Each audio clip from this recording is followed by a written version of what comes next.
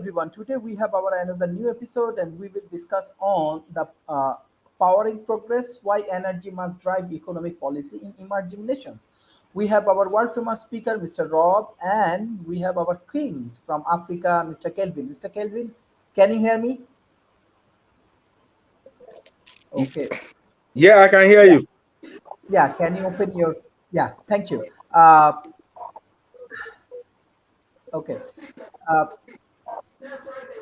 Also, we have our guest, Dr. Tamanna. So, in that situation, first I would like to give chance, Mr. Rob Enderly. Mr. Rob, my first question for you: why should energy access and infrastructure be prioritized as a foundation for economic policy in emerging nations and rather than treated as a secondary issue? Well, so the energy goes to the core of economic growth and industrialization. Without energy, you can't build factories, you can't build up a manufacturing segment, and much of industry requires energy. So energy policy goes to the heart of building out a manufacturing ecosystem, and the and it is core to any kind of industrial growth in the country. In addition, countries that can supply their own energy get a much higher degree of price stability. Being dependent on foreign energy sources, much like we discovered during the Ukraine war with Russia's energy supply to Europe, that energy conduit became a huge problem for being able to prosecute or at least prevent Russia from executing the war in Ukraine, and cutting off those ties created a huge adverse economic impact on the countries dependent on that energy. So by having your own energy focus, you can better control the costs of that energy and the stability of your overall internal ecosystem. There are environmental and health benefits as well as you go to cleaner energy resources with focus on energy. Then you reduce the pollutants surrounding the older forms of energy production, oil, coal, etc., and um, and uh, and move to a much cleaner environment. And then finally, energy provides for job creation and innovation. Particularly right now, when you're trying to create ever more economically viable energy sources, it becomes a source of knowledge, a source of educational excellence, and of course, building and then changing the ecosystem for energy does consume labor, and so it is a significant creator of jobs, not just for creating the energy sources themselves, but the industries that depend on those energy sources also begin to expand, and thus you get a much higher potential economic income if you socioeconomic income if in fact you are able to provide, manage, and deliver the energy to consumers. Thank you, Mr. Calvin. So, what's your I don't know where is Mr. Calvin. We have our new speaker, Dr. Sharidan Tatsuno. Dr. Tamanna, what you want to share from India about these questions? Should What was the question, Sharif? mm, Oh, why should energy access and infrastructure be prioritized as a foundation for economic policy in assumption. emerging nations rather than treated as a secondary issues? Well, the debate is ongoing, and should the private sector control power or energy, or the government should control energy? As far as countries like India are concerned or China is concerned, um, we need to have a heavy base of government into it. So, private hands would mean, I guess, more profiteering out of the whole business. The government would do it to a certain extent. I mean, there is corruption, obviously, we can't deny that. But what we really need is that need to interfere, because they should not be able to do um, wrong to the people of the country. Because when private sector is concerned, I mean, when India, for example, we Nehru, for example, he laid emphasis on the public sector, because poor countries need the help of the government, and private sector can be there for profit making. So that profit making should not be there. And infrastructure, as far as infrastructure is concerned, I guess again the government, I mean, I'm from that school, where welfareism is something which, I mean, private sector would be, private people would be interested in their own welfare. I mean, I know the philanthropic work goes on, but still the government has a larger view. And I guess all countries, otherwise, they are smuggled. These things go to other people, wrong people in wrong hands. So I guess government needs to have firm hand on energy sector. Okay. Thank you. Mr. Sharidan Tatsuno, you have strong engagement with your Gallipoli strategy. If you share your Gallipoli strategy for energy sectors, or how emerging economy can adapt your Gallipoli strategy, or what's your thought about the policy for this energy sector policy? Okay, a little background. I'm an urban planner, environmental planner by training, focused on housing, economic development. And I did work a long time ago on energy projects, solar, nuclear, water power, pipelines. So I'm not biased in any one industry. However, that said, given the climate issues now facing us, which we didn't suffer as much when I was working on it, we need to move as fast as possible. And what I tried to lay out in my Gallipoli strategy is one of the big problems is that climate is global, diffuse, and so attribution is very difficult. And you have to invest a lot of money upfront now, and the benefits are downstream. So you have this free rider problem, which is why nobody wants to invest, because you put a lot of money in, but you don't benefit. Everybody benefits, and it's hard to attribute all the impacts by each person. So that's the problem with the current financing approach. Now, what I recommend in the Gallipoli strategy is we integrate healthcare, smart cities, which have shorter return on investments, visible job creation, with the longer term climate. And if you do that, because I'm thinking from an urban planning point of view, cities and regions and states issue municipal bonds, long-term, or bonds to long-term for massive infrastructure development projects, which go up to 50 years or more. And what you can do then is amortize and integrate climate investments into that long term if you integrate both the healthcare with the climate and smart cities. And we know that, for example, climate impacts healthcare, both in terms of short-term pollution as well as long-term global warming and floods. And also human health affects the environment. COVID's a good example of that. When we have human viruses, we can spread it quickly. It affects everything, including the animals.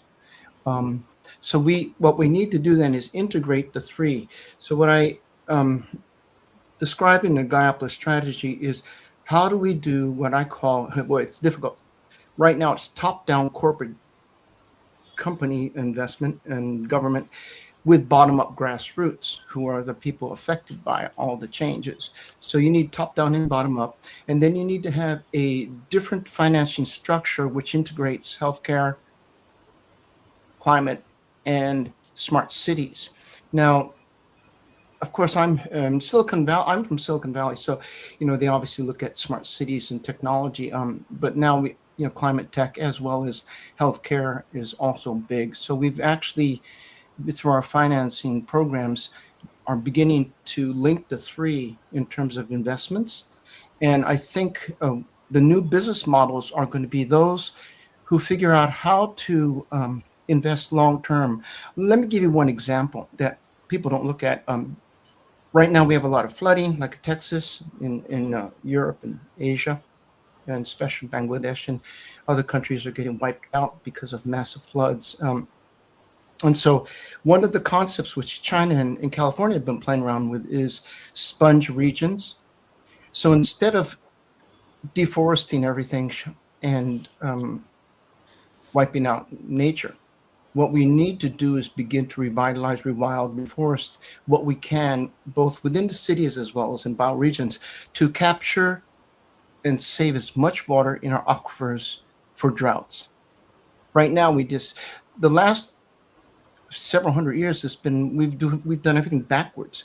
We've built ditches and everything to get funnel water off the land into the oceans with pollution and plastics and everything as fast as we can, which is in total insanity. And then we ran out of water. So what we need to do is say, instead of channeling as fast as we can with concrete, is to build watersheds, rebuild the streams, save as much water in lakes and ponds. Now, one of the things I do is economic development. You can, if you do that right, sponge regions. In fact, Alexandria in Egypt is working on a major program, which you should probably study very carefully. They're probably the leaders in this area.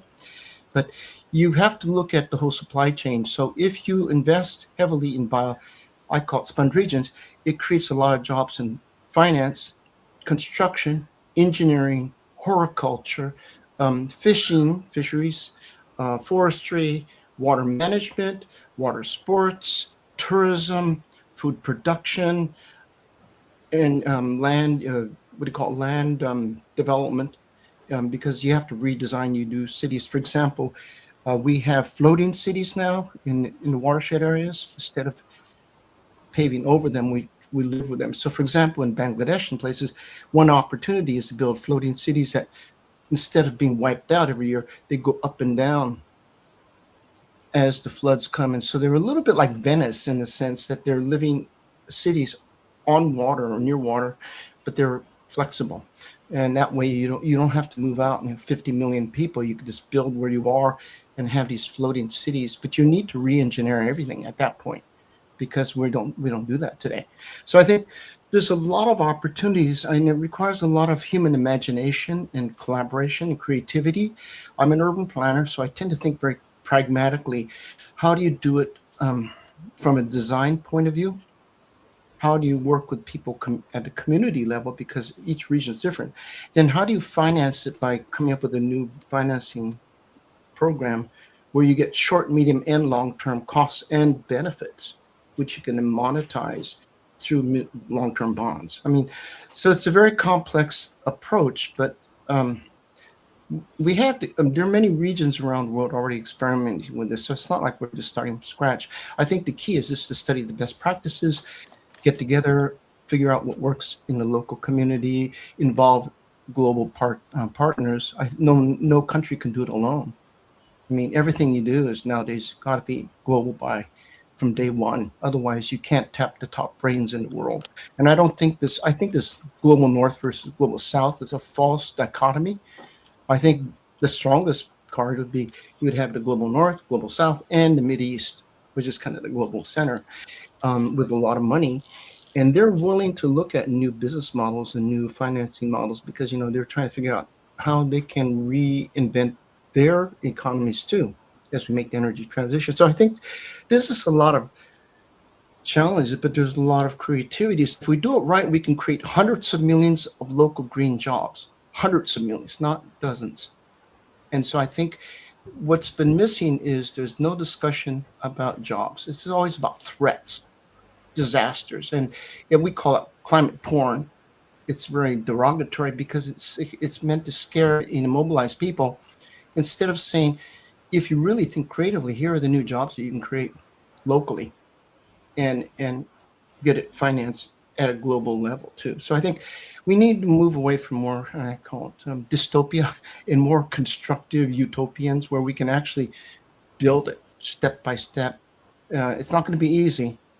Nothing's ever easy. I mean, I've worked on cities with 50-year plans in the Middle East, 50 years ago, and it's a lot of work. We had 100 projects going parallel track for 50 years. I mean, new airports, new cities, new everything. And I can tell you, it is not easy. It requires incredible amount of collaboration and participation. Otherwise, nothing happens. But anyway, that said, thank you very much. Thank you for your excellent contribution, Mr. Kelvin. Can you share some of your experience from Africa, like what's going on in between your empires and how you are, how you planning for smart cities and all of the things?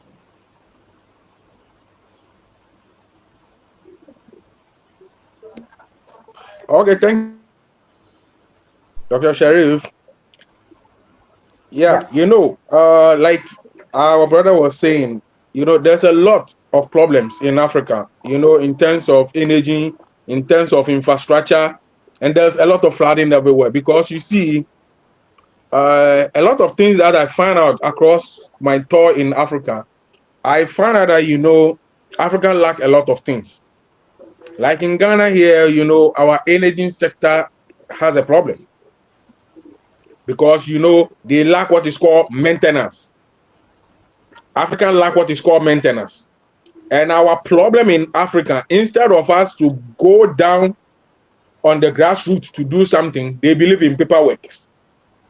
And you cannot build a developing country on a paper. You have to be on the ground. Africa has all the mineral resources you can think of. But when you come to Africa, Africa is poor. Africa is poor because some people need to check whether maybe what is wrong with our brains. Africa is going backwards because we have people who are low thinkers. I can tell you in my country here, we have all what it takes, but my country is almost backwards like 100 years. Simply because there's no planning. They don't have national policy. So that's what you see. I just bring to you that I want to get all these people. Then we have a national policy that will help the country create jobs for the youth. My target is for the youth because I want to stop migration. Africans to travel, die in the Mediterranean Sea, and then some of them die in the desert. We have to create jobs for our people in our own country. So I really like all of them, what they were just saying, because right now we are looking at building a city over here. And I heard my brother was talking about some city. And our father there was also talking about energy. They are all welcome into our kingdom to work together so that at least we can help to change the face of Africa. Thank you. thank you, thank you. My next question for Mr. Rob.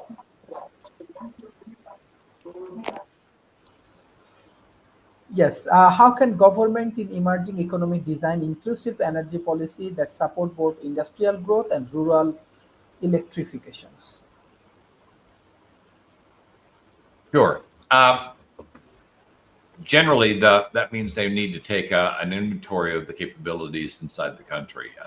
The first, they have to get a sense of where the investments can do the greatest good and have the greatest impact on economic development of the country, so that the economic development pays for these infrastructure packages. So the first effort is to really understand where they are and where the money would be best spent. Then set up public-private partnerships in order to build the related energy infrastructure. This de-risks the effort somewhat and spreads it across a higher base. And then certainly put in place milestones and measurements so that you can determine whether or not these investments are having the return that they're supposed to have. And if they're not, you can make adjustments mid-course to assure the return that you promised your constituents, because these things are expensive and as I mentioned before, they're very, very labor intensive, and so you want to make sure you're on the right path. You don't want to build some large infrastructure component that has no particular use. The whole freeways to nowhere thing, where countries were building in the United States as well, we're building a lot of infrastructure that serves no purpose other than consume resources. You've got to watch for that because governments inherently tend to be inefficient, and so designing in a program that focuses on efficiency right up front should have a better outcome in terms of return on investment. And with energy investment really are talking about a return on investment. You're putting in money into an infrastructure item that is supposed to provide enough of a return to exceed that investment. And if that's not happening, you're doing it wrong. So you need to have milestones, measurements, and the overall effort needs to be transparent, so you don't have politicians unusually personally benefiting from the overall effort. You have to recognize that large energy projects have inherently have draft issues, and so designing the program up front with measurements, checks and balances, and controls to minimize. You're never going to eliminate it, but to minimize that impact, so the effort is viable. You're building for the long term as opposed to the short term, and you're doing so in the best interest of the country. Thank you. Mr. Sharidan Tarsono, my next question. What role can renewable energy technologies, especially solar, wind, hydro, play in reducing dependency on fossil fuels and creating green jobs in emerging countries? All right. So first of all, as you know, right now, solar and wind and batteries prices are collapsing literally because China and others competitors are figured out the golden ticket is manufacturing and sales and exports. So they're making a lot of money on renewables and batteries today. And because of the competition, we're going to actually have a glut if we don't deploy them quickly enough, where all these batteries and cars and things stuck in lots. So the big issue is not production of clean energies, that's rather deployment. And so that's where it's going to be difficult, because you don't want a reliance exclusively on China, which is a problem because they have overproduction problem.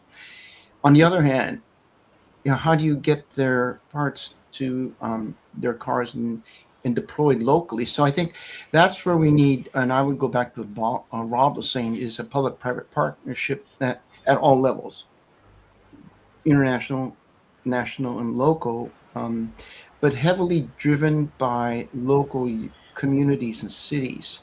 So they have a voice. The danger is you end up with China dumping all this stuff in lots, in countries with no infrastructure, no transparency, a lot of payoffs, things like that.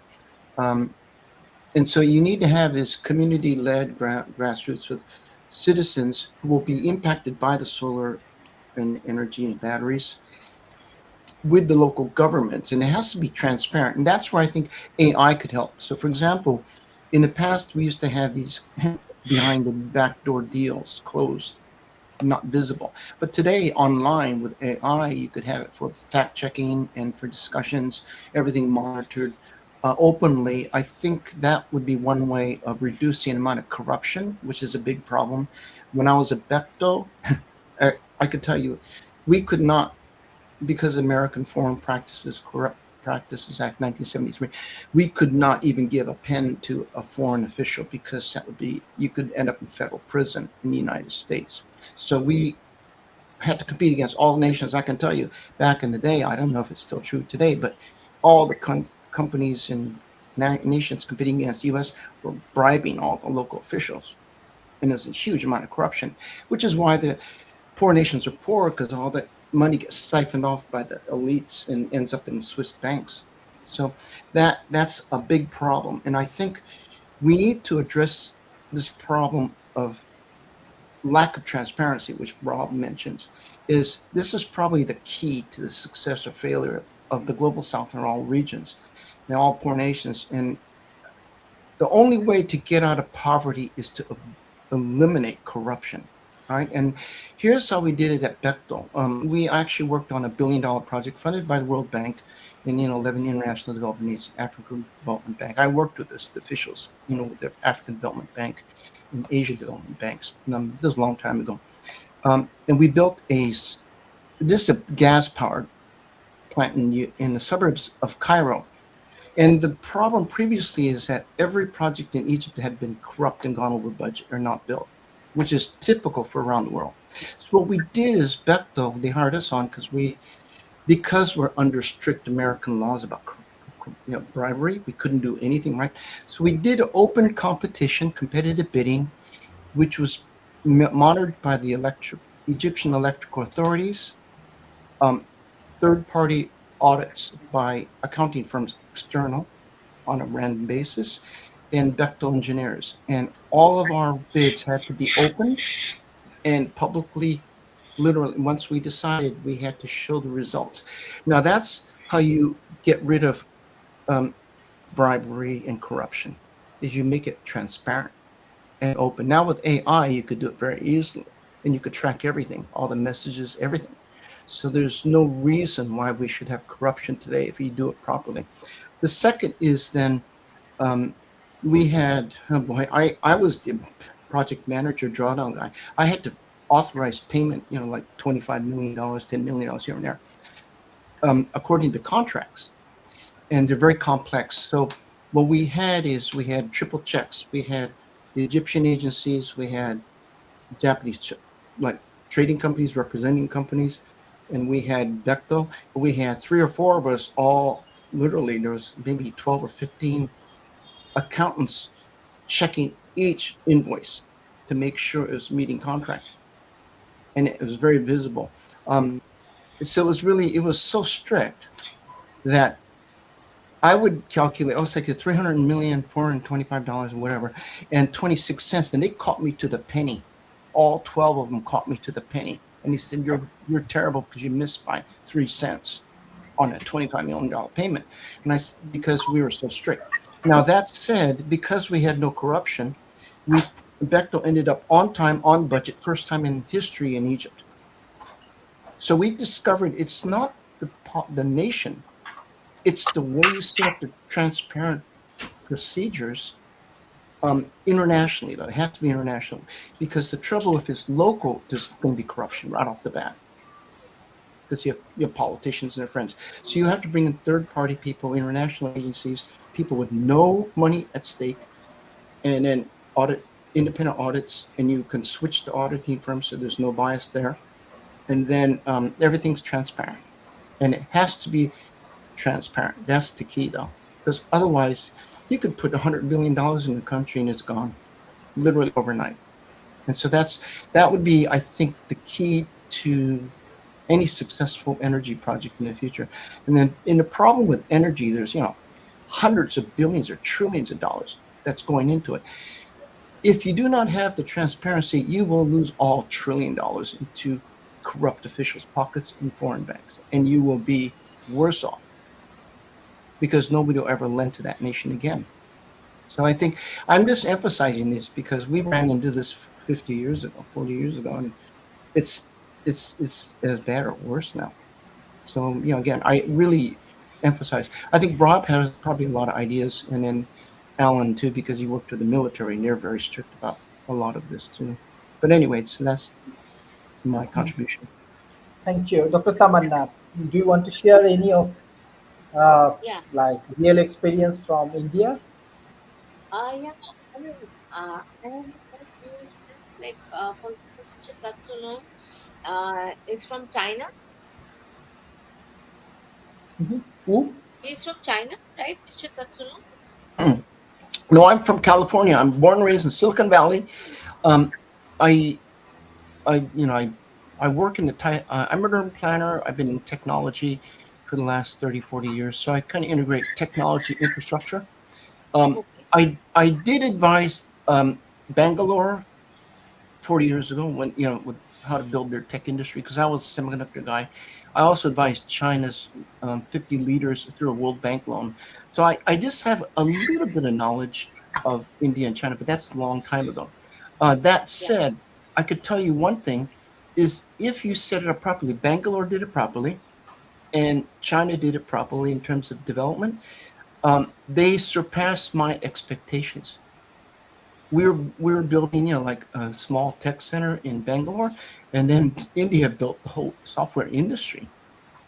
So they shocked all of us, and then China far surpassed my expectations. They were just selling, toys and stuff, and they wanted to build electronics industry. I didn't realize they're going to totally dominate consumer electronics.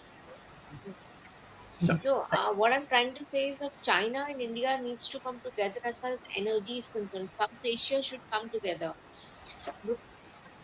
Are you saying? Yeah.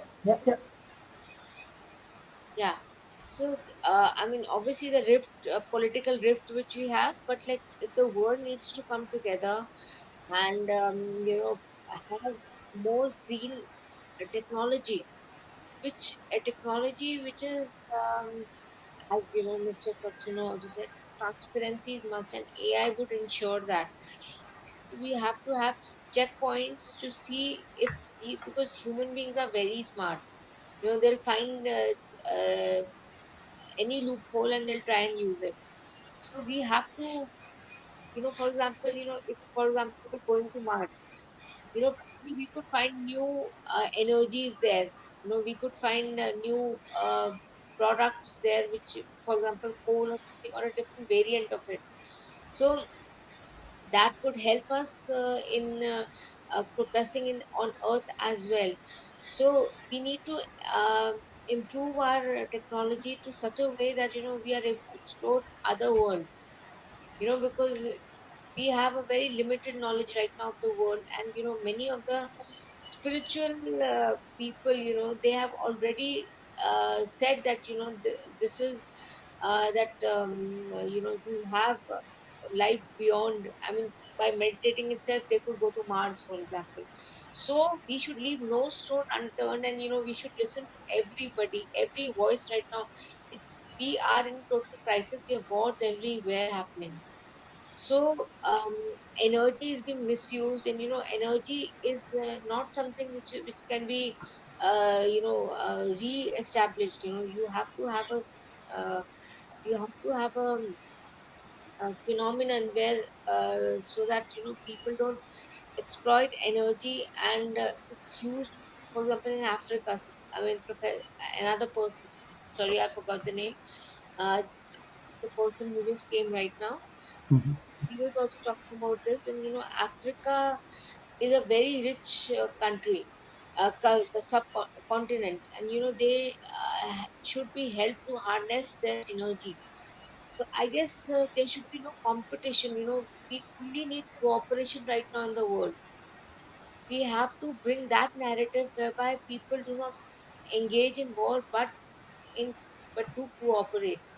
Till the time that doesn't happen, we'll have problems of all sort of energy production. Nuclear energy, for example, it's a clean energy, but it has its own it has its own pitfalls. So I guess we need to understand that we have to harness energy under the sea as well as in the atmosphere. So these two areas we need to focus on. For example, in India, sorry, for example, in Antarctica, Arctic circles, we have energy which has to be harnessed. So these things have to be done so that we have right kind of energy coming in, rather than which how we have exploited the energy in previous decades, and only then can Earth survive, or we have green energy, and it festers a system which is pure and clean. Yeah. Thank you. Could I respond to that quickly? Okay, so India is one of the innovators in. There was a book called Small is Beautiful in the 70s, and India taught us a lot of lessons in urban planning and how to do things locally, faster, better, and cheaper. For example, they were, for instead of gas powered pumps, which Americans wanted to sell to India, they had bicycles, and people were getting their exercise using bicycles to irrigate the ditches. So they used local products and services. So one idea that India has not explored, and nobody has, is what they call shallow subsoil geothermal. Okay, so underground, anywhere from 3 or 4 meters or deeper, the soil is constant temperature year round. And so and Sweden has been doing this now, is you could just use simple drilling and piping, and they pipe water underground in there. And what it does is a heat exchange. It takes the cool underground, 70 degrees, and you do it into buildings. So then, for example, when you have heat waves, and you have 40-degree centigrade or whatever, you could pump the water in, and that's all local. Now, the good part is it creates a lot of jobs in finance, plumbing, drilling by local contractors. You don't need outsiders, and it's all local. Now, people don't realize that the Earth is one gigantic energy battery. In other words, temperature, the soil temperature is steady year-round, but the air goes hot and cold, and it's intermittent. That's the problem with a lot of wind and solar. It's intermittent too, whereas the Earth never changes. It's not intermittent. It's always constant. So you could create, tens of millions of jobs in India just sinking some sort of geothermal to cool down your houses, but nobody does it, and you don't need foreigners for that. Indians are probably way advanced in that area because they know how to design your buildings for heat. So I think you just have to be creative and just use your local brilliance, basically, and make it small and beautiful and local, and don't expect foreigners to do it for you. You could study from, like the Swedes are probably the leaders, so I would work with them. But, other than that, I wouldn't rely on outsiders. Thank you. Mr. Allen, my next question for you. How can public-private partnership be effectively leveraged to mobilize investment in energy infrastructure in low and middle income countries? Yeah, thank you for that question, and I've really been enjoying listening in here. The nature of the nature of energy is such that it is the foundational substrate for humanity. We wouldn't be on the planet without the energy of the sun, and there's a lot of things we wouldn't have done if we hadn't learned to harness various energies on our own. So, in a cultural and historical perspective, and looking forward, energy will still be the fundamental thing. So how do we? So that's just one fact, and then another is that the negative externalities of the way we produce energy, whether that's exhausted laborers who have to pedal all day, or pollution from burning coal, or ravaging the countryside for minerals to get solar. So there's always going to be some kind of negative externality, and I think that the smartest and best way to limit those is to go local with the constructions, etc. Again, information can move quickly around our planet. Physical, hydroelectric dams, geothermal, giant solar furnaces. Those things, they don't move around so easily. And we're in a situation. So I'm getting to the public-private part, but we're in a situation where negative externalities like pollution don't respect borders. And yet we have very tight control on energy crossing borders. And so I think there's places in the world like the northern US, southern Canada that share a grid. There's places like France and Germany. Germany got rid of all their nuclear power plants. Not quite sure why. I guess they could go back to burning wood to make coal for their heaters.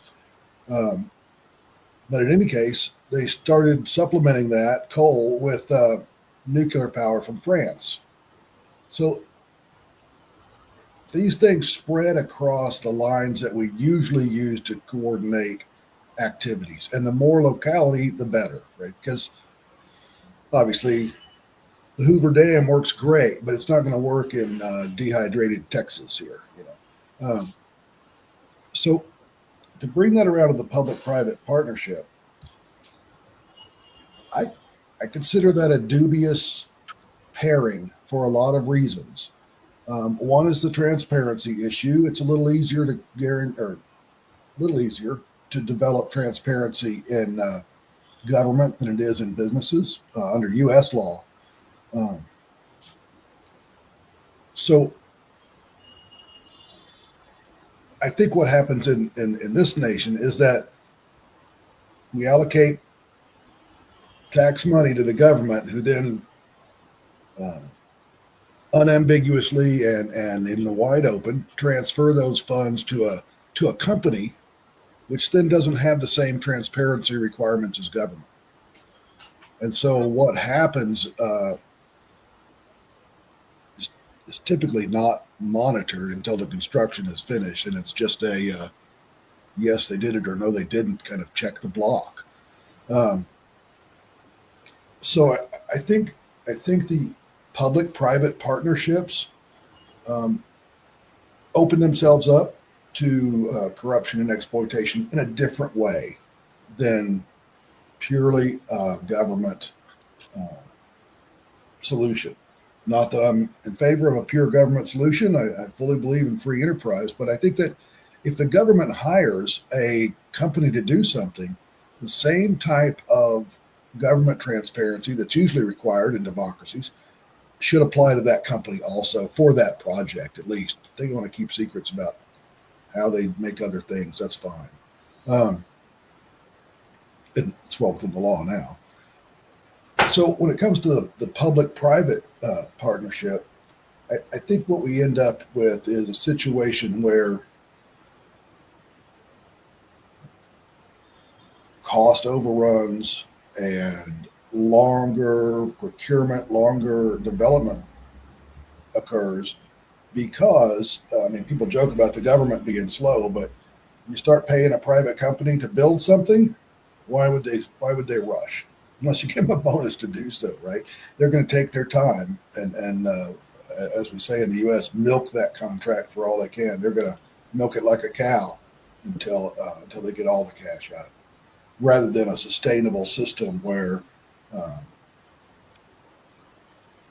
instead of just milking it for the short run, that it's sustainable for the life of the cow, which in this metaphor it's of government. So I think, for example, private prisons, which we have in this country, generate, and this is a bit of a stray from energy, but for this example, private prisons in the U.S., they tend to promote criminality, and through regulatory capture, same thing that energy companies do, regulatory capture. They take control of the legal landscape and set that up so that whatever business they're in, whether it's Bechtel or one of these private prison companies, they set that up to make a profit off the government for the long term. And that, if you think about what does that do for your citizens, if it's a prison company, it means you're going to try to criminalize as many people in your country as possible for a profit, which is just not a good program. Likewise, if you're going to do a public-private partnership for energy, that energy company is going to ultimately bill as they see fit, and that's not necessarily not as the people profiting from it are not necessarily the people you want making that decision. So I'm a little dubious about the public-private things. I'd just like to say a little example. I go into my military experience, but this is an anecdotal story, which I'm sure is not true. The two dictators are talking to each other. One's bragging about his house. The other one says, "How did you do this?" He says, "You see that freeway out there? I skimmed off 10%. Everything. That's how I can afford this luxury." And he says, "Oh, that's a brilliant idea. I've got to try that." The other dictator goes. So then he invites the other one over to his house. He says, "Look at this. How did you do this? You did this really fast." He goes, "Look out there. Do you see that freeway?" And the guy says, "No, just 100%. 100% came here." So I think there's sort of there's a cost of getting business done, and then there's real corruption, right? So there's I think there's a little bit of a gray area. But from the military perspective, and my experience in Iraq, we had an organization called RIO, which was Restore Iraqi Oil. And I think they had a slogan like, make the river flow or something like that. But which was just seemed absolutely ridiculous to me. But for a lot of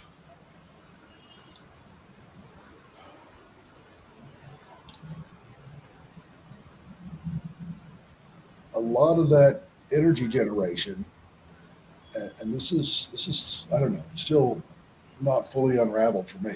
But then that energy generation that was, oil that was paid for from the international community was essentially a way of funding what could have been the liberation, or may have been the liberation of Iraq, right? So there was a sense of, well, that's paying the bill, and there's going to be a return on this investment, and that starts to sound a lot like, yeah, we just did it for oil, and yeah, that's exactly what we did.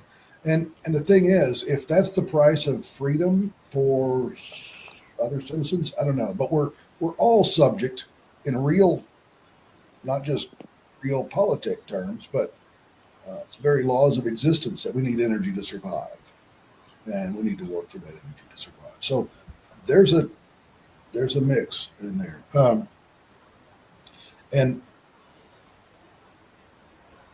and I saw a lot of sort of bizarre activity among the Coalition Provisional Authority during the 2003, 2004, or 5 area time frame when I was there. Even later, 2008 or 7 when I went back.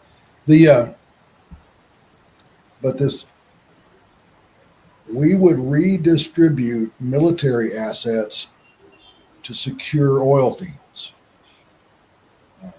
The last thing, people wanted was terrorism against the oil fields, or sabotage against the oil fields. And so it was sort of an interesting dynamic that instead of securing the borders or securing population centers or getting out and letting the Iranians do the same job,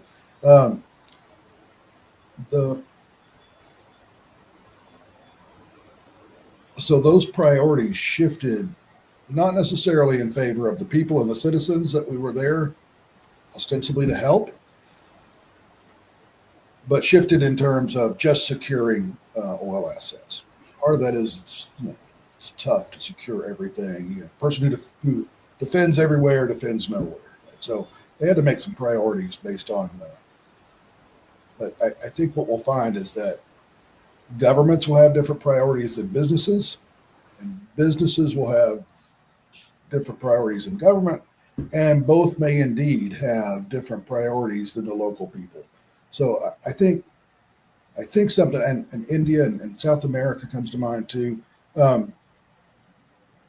You don't need Bechtel to come in if you're going to use human labor, right, to like dig holes or small drilling units and put those holes in the ground very deep and start circulating your water down into the earth to get cooled off and back up. That's very inexpensive in terms of big dollars. Yeah, sure, it's great to have a machine come do it for you.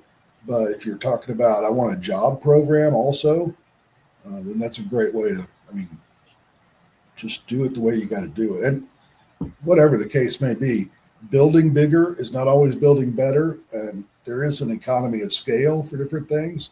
But again, that's determined by energy. So, like I say, we can't contain the negative externalities of energy generation. And I think we should probably not contain the distribution of energy generation. And then to that, I would say, if you've got a grid, put nuclear on it. And if you don't have a grid, put solar on it. And if you have to burn oil to make that happen, do it. So I'll stop there.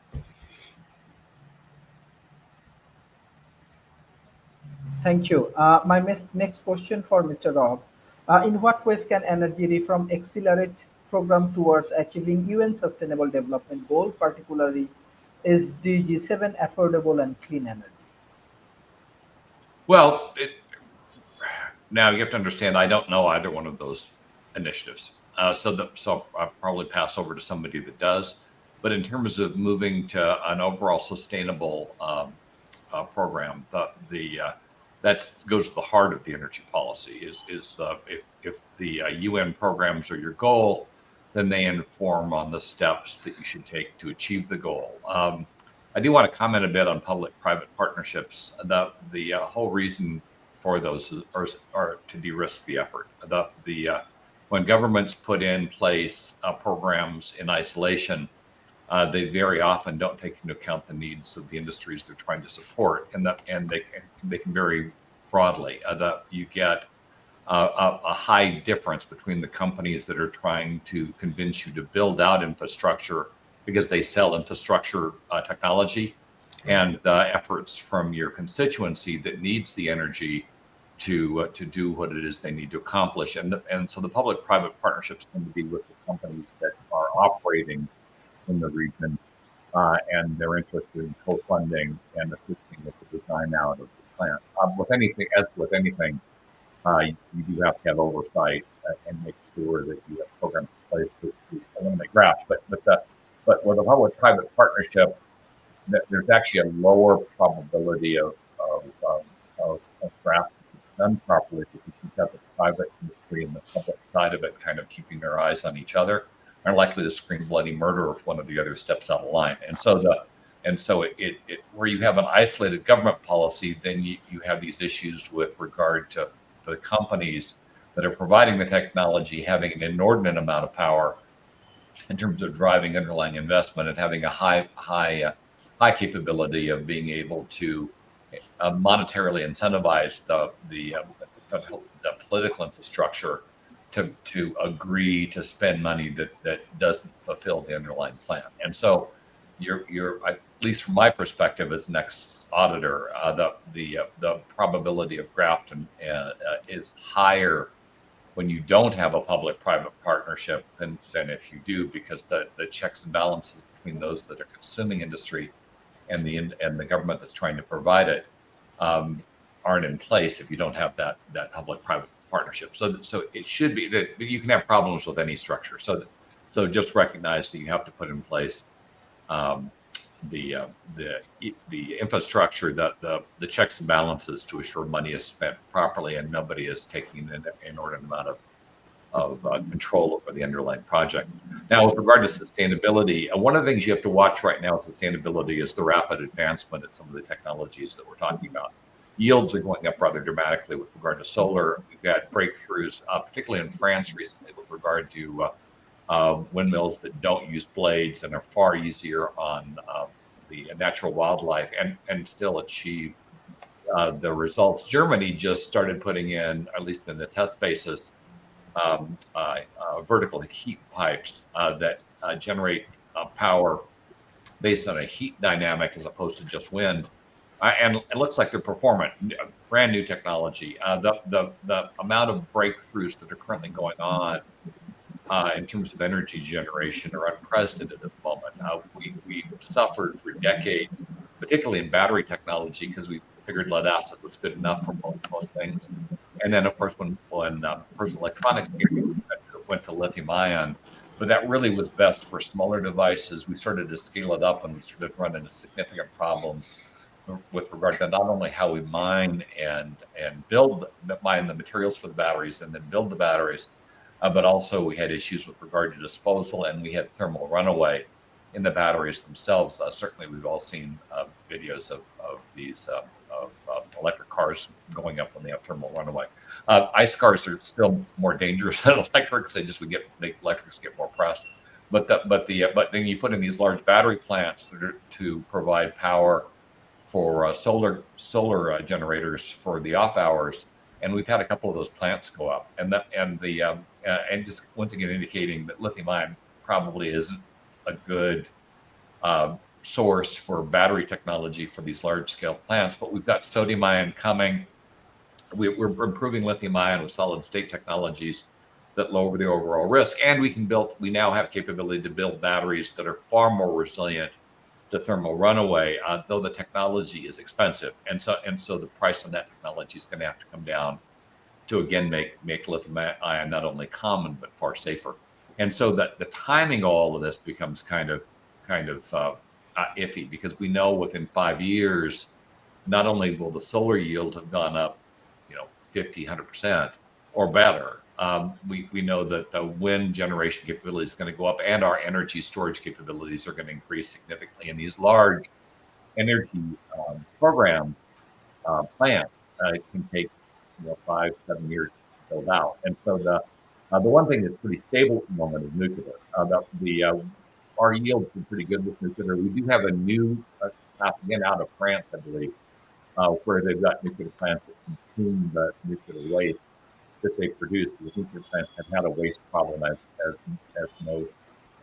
most generating plants do. Oil, coal, natural gas all have pollution problems. Nuclear does as well, less so in terms of volume, but the stuff is pretty massive to get rid of. And here in the United States, we had a massive problem finding a place to dispose of, so I can bury to use the nuclear material because nobody wants it in their own backyard. So even with nuclear, we've got new technologies coming through that provide for much safer plants in terms of nuclear fuel, spent nuclear fuel destruction and use. And don't forget, we've had some breakthroughs on the fusion side as well of late, though that still doesn't look like we're on a 5-year horizon of making it performant yet. But we're close. 10 years out, we could possibly be there. So a lot of changes in technology. And so when you're planning out these underlying programs and looking at matching UN regulations and guidance, do recognize we're talking about a moving bar, and it's moving very rapidly here. So building inside competence and energy competence, so the people that are making decisions with regard to which energy type you're deploying, its advantages, its disadvantages, particularly with regard to either the creation of with wind and solar batteries are your problem, and with other relatively green energy sources like nuclear disposal of spent resources becomes a problem that has to be thought through.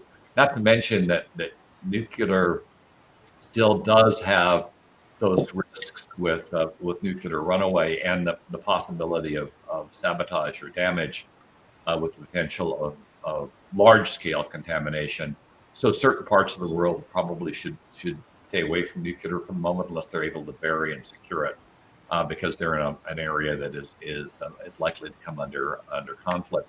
The Ukraine's a good example. One of the largest nuclear facilities exists in Ukraine, and it's been been a nightmare, I'm sure, for both the Ukrainian government and for the countries around Ukraine, for fear that Russia would breach containment on that plant and cause a widespread disaster. So all of that has to be taken into account.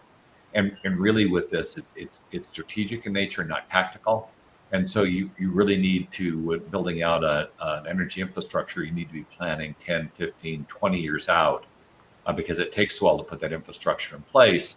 And you don't want to have a situation where you build out a very expensive plant and then find out that it's obsolete on completion, which does happen quite a bit.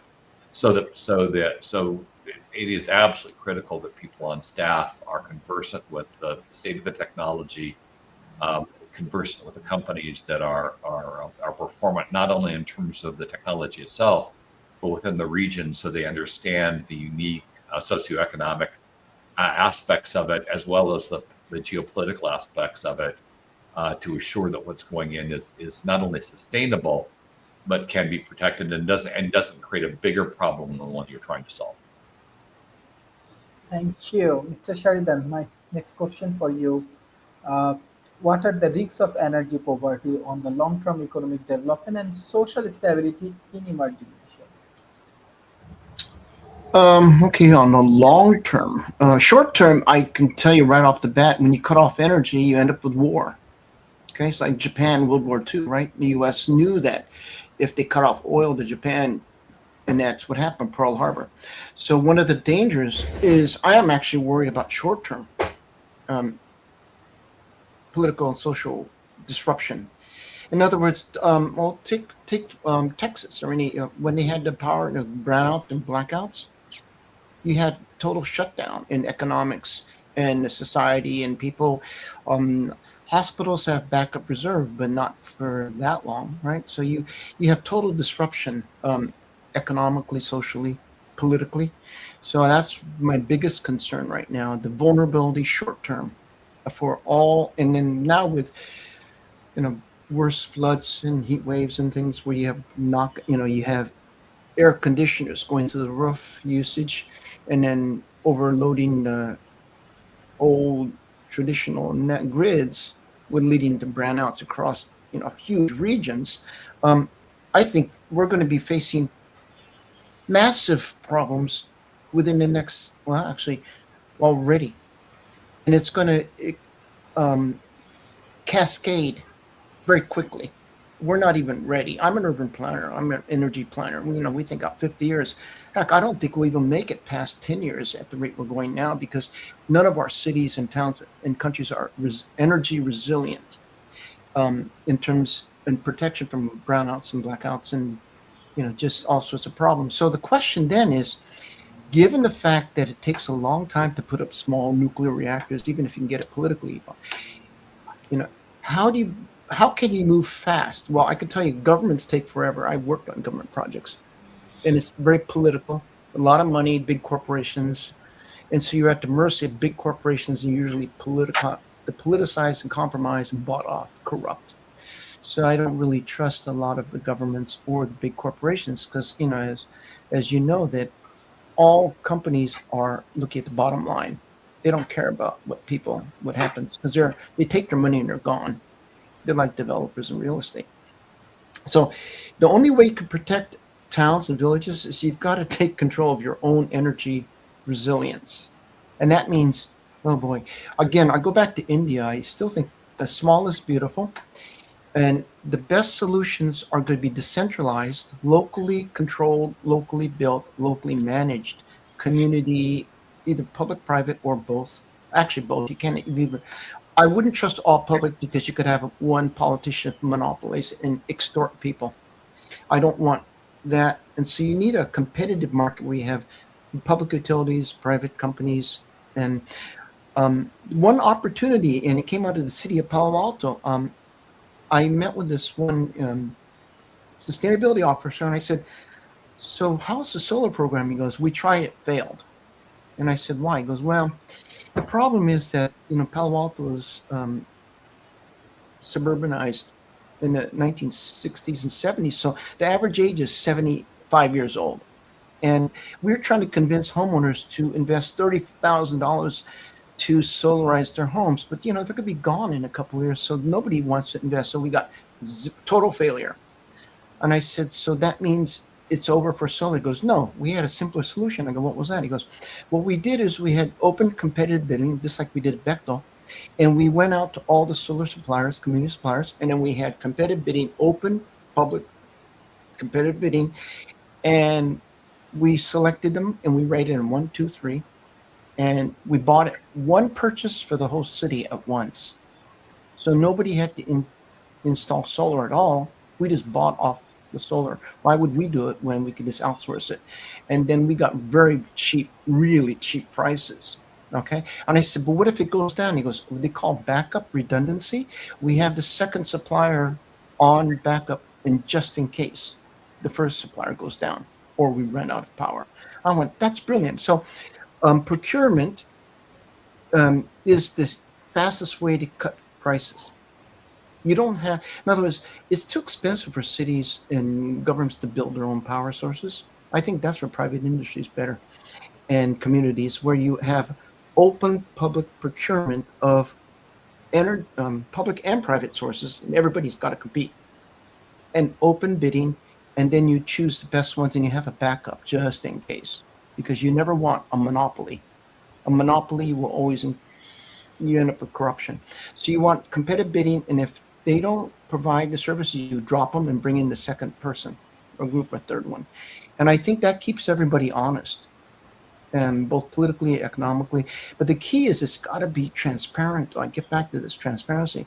Unless everything is transparent, the bidding, the procurement, operations, cost, everything, you end up with corruption or monopoly or control or extortion or whatever you want. But that's a simple solution. I thought, oh, that's interesting. You don't have to actually build all the facilities.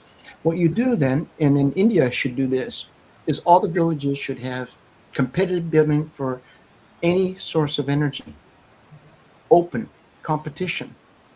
And this could be international too. And the reason I see international is that the problem is that in poor countries, they don't have enough capital to do anything. So sometimes it'd be cheaper for an Indian, like a small company, to partner with, let's say, a Swedish or a Norwegian or US or even a Chinese company, if and then they could provide the capital and the technology, and then you can do it together, kind of a public-private thing or a business-to-business deal. And then you can get the best technology rapidly into capital and technology. Whereas if you try to do it yourself, you just don't have the money or the technology often. So I think you want a lot more openness, global procurement and partnering. And I think if you do it properly, then you only need to have 1 or 2 villages, let's say in India, do that as an open innovation model and procurement, and then fine tune it and then share it for the whole country, and then let everybody copy it basically, and then share their experiences. And I think one thing I do know about Indians, they're really smart, they're really fast, both at the rural village level, really creative because they have to deal with scarcity, and all your college grads coming in. I was always stunned by how they were actually a lot more educated and smarter than us Americans, because it's so competitive there. It's like Chinese too. So I think that's what I would recommend, and that way you can just do it locally and tap into the best technologies, capital resources, and know-how globally at the same time. Thank you. Dr. Tamanna, what's your closing remarks for today?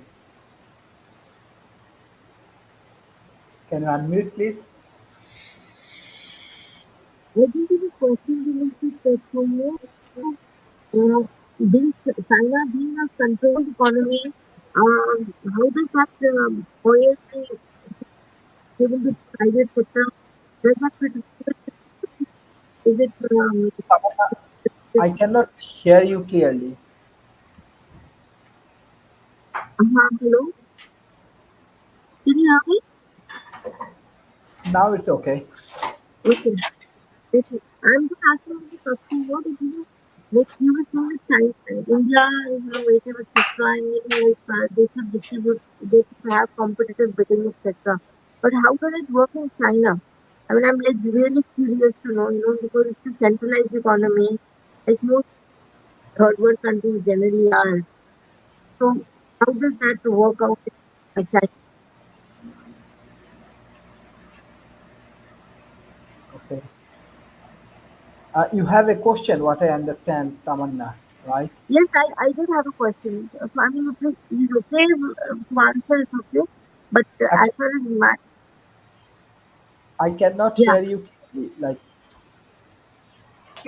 hello? Can you hear me? not You're coming through so garbled we can't make out the words.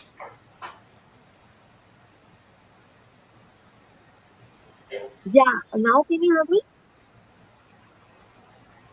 it's okay, but please continue.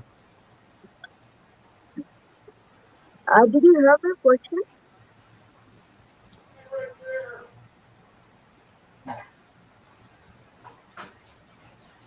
You probably need to wrap anyway. Yeah. Okay. Yeah. My only comment is that not only does the world run on energy, but on coffee. So sorry. Yeah. Yeah. But my last question for you: how should emerging economies navigate the geopolitical implications of energy dependency and transition in the face of global climate commitments?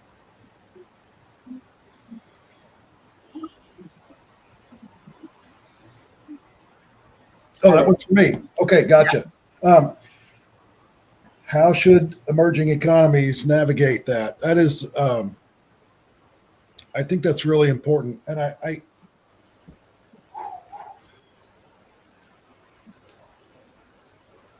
there is,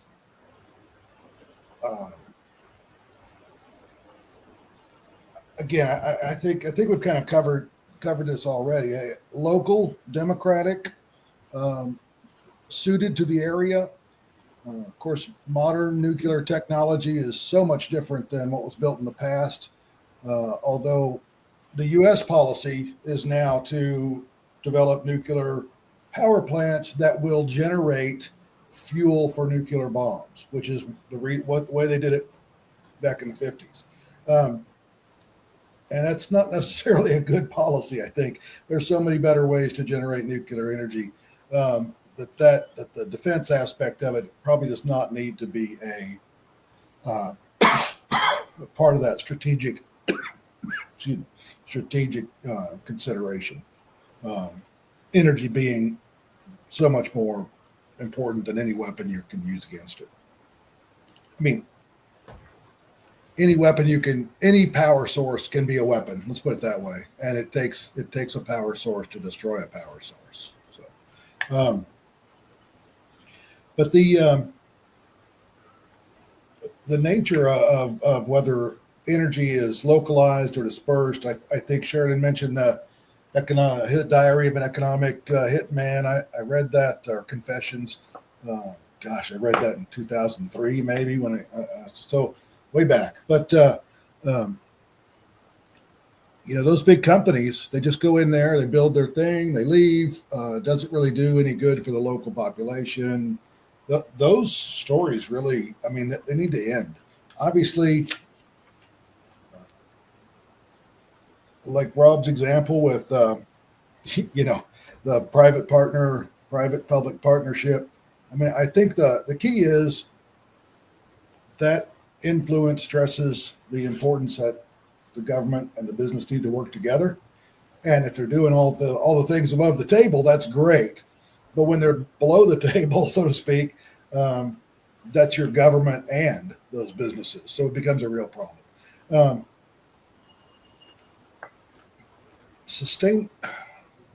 Sustainability is perhaps not the greatest desired goal, because I would suggest that even solar power is not sustainable, past the 500 million year mark, right? So it's a matter of context and time. And is oil sustainable now? Yeah, very much so.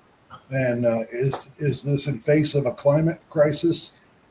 Maybe not. I mean, I think the evidence, pretty good evidence, that we don't have more floods now. We don't have more hurricanes. We don't have more tornadoes. We've got better news coverage. And I think that's an important point. But it's energy that will counter these things, right? You're going to build systems that are resilient. And these new technologies, I know we harp on them a lot, and we're the kind of people, I think, just self-selected here, who are in favor of innovation and new ideas and new technology.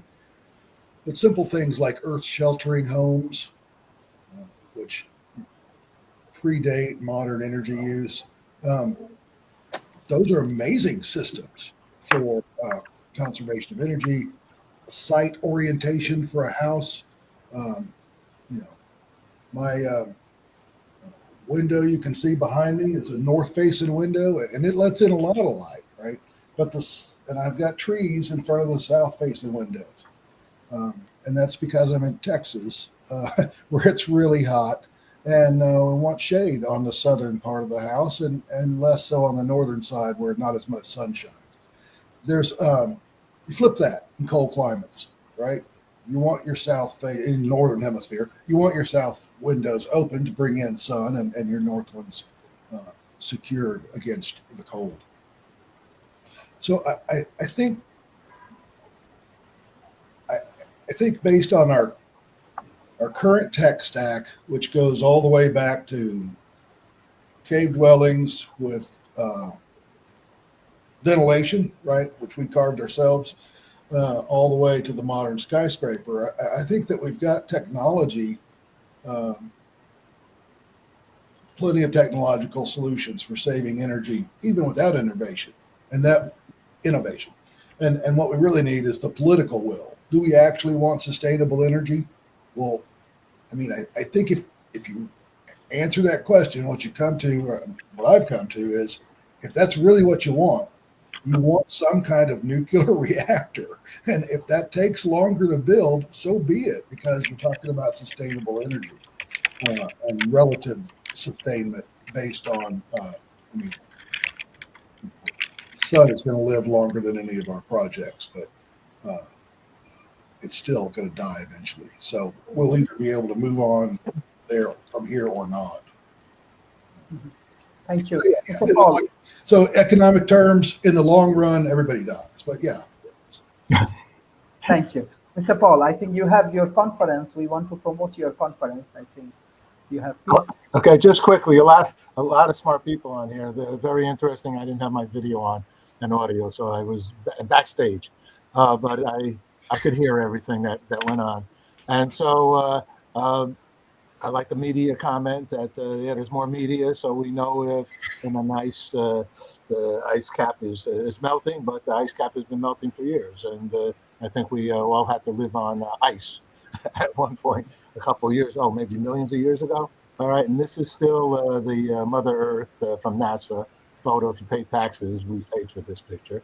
And now that's 40 years earlier, and you can look at the one now and look what 40 years looks like after that, the picture. So we have it on our Good News broadcast. Our upcoming event, won't take much. I know you guys are over on time.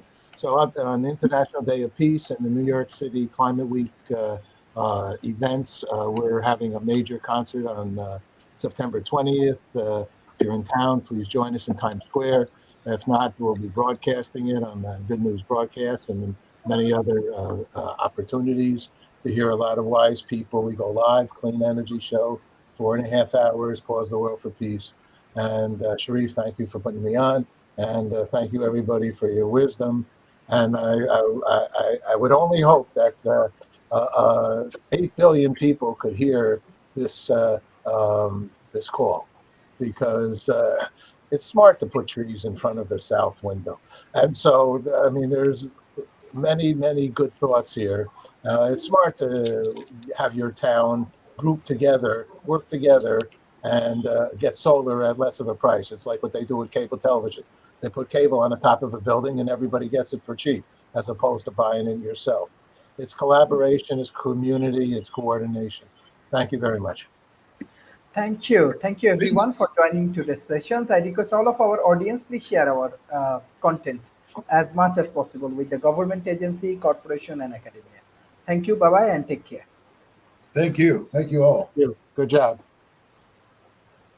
I'm looking forward to September 21st now. Yeah, September 20th is the concert. Okay.